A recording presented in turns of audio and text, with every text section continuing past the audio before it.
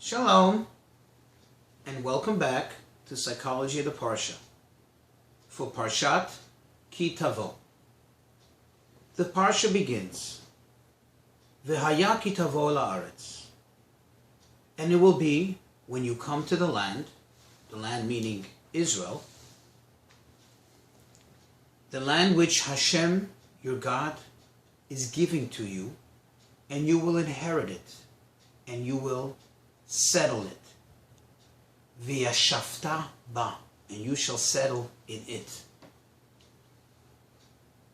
Then you shall take from the first of the fruit which grows from your land, and you shall place it in a basket, and you shall take it and go up to the place that Hashem chooses to dwell His name there. Like everything else in life, and especially in the Torah, as the Baal Shem Tov teaches, they're all lessons for us collectively, for us individually, in our day-to-day life, directing us in our day-to-day activities, and certainly in our connection and service of Hashem. And thus, there's an amazing teaching from the Baal Shem Tov on these several verses, which really can serve as a guidepost for all of us in how to approach matters in life. Spiritual matters and material matters. Those things that we really, really want to do, but perhaps haven't yet done. And thus, there's a teaching from the Baal Shem Tov that he gave on the 18th of Elul, which happens to usually coincide in or around the week in which this Parsha is read. The 18th of Elul is a very significant day, as it is the birthday of the Baal Shem Tov. And it also marks the anniversary of when the Baal Shem Tov revealed himself as the leader, as the founder and the leader of the Hasidic movement. And thus the Baal Shem Tov teaches us, and this is based on the idiom that the Medrash presents on the word Aretz. Aretz literally means the land. Says the Medrash, Aretz is also an idiom of mirutza, which means running, and or ratzon, which means will / desire. And thus, says the Baal Shem Tov, the message here that the Torah is telling us, and when I say us, I mean each and every individual, whether you own a plot of land or not, the Torah is speaking to you, the Torah is speaking to me, the Torah is speaking to us. It shall be when you come to the ratzon, when you come to that desire, that inner desire, when you want to tap into it, that desire that Hashem gives you, each and every individual has it in them, it's built in.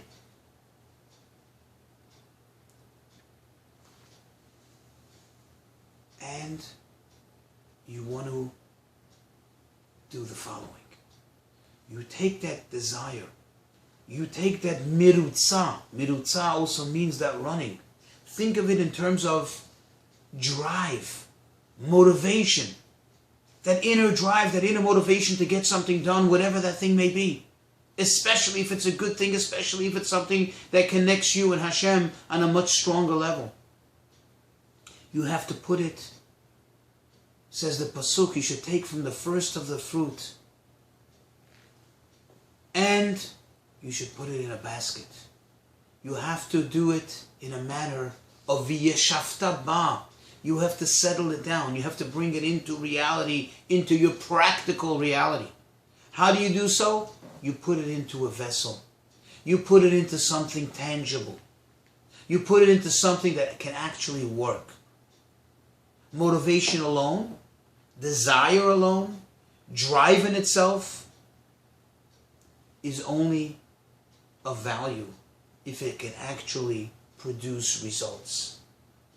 And the way to do it is, says the Baal Shem Tov, Tap into your inner desire.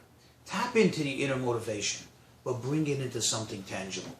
And then you will find yourself going places. As the next verse says, you will go to the place that Hashem desires. That place that Hashem desires, to dwell His name there. Meaning that wherever a Jew ends up, and I venture to say, in whatever situation a Jew ends up, in whatever endeavor, is really destined by Hashem. It's being guided by Hashem because Hashem wants you, Hashem wants the Jew to bring His name into that place, into that endeavor, into that thing. By bringing the Kedusha, the holiness of Hashem, through your drive, through your motivation, you bring it out into that thing. So really, we all have it. There's nobody that doesn't have that inner desire, the inner motivation, the inner drive to get things done. But it's a matter of doing it. And that's what the Torah is teaching us here. There's an amazing story that happened in the presence of the Baal Shem Tov, which the Baal Shem Tov used as a measure of teaching us a lesson and driving home this point how everything serves as a lesson for us in life. And the story is that the Baal Shem Tov and the disciples were once sitting and studying, or was it a Shabbos afternoon, and a peasant came barging in. He had a whip over his shoulder, and it was obvious that he was in despair. His horse had gotten stuck in the mud, and if it wouldn't be pulled out, it was in danger maybe even of losing its life. But certainly he couldn't stay that way. His whole carriage, everything's upside down. He needed some human help. And he said, "Fellows, can you please come and help me?" And they said, "Nimojish, we can't."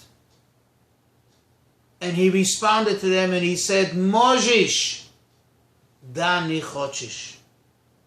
You can. You just don't desire to. You don't want to. And the Baal Shem Tov said, wow, from everything that Hashem has us encounter in life, we learn a lesson. That's not by coincidence. Hashem wanted us to take away from this, that every Yid, each one of us, has this ratzon. The desire is in us. The ability to do it. The inner motivation is there. You just have to want to tap into it. And the truth is, it's not only in spiritual matters. It's in anything in life. It's really get up and do it.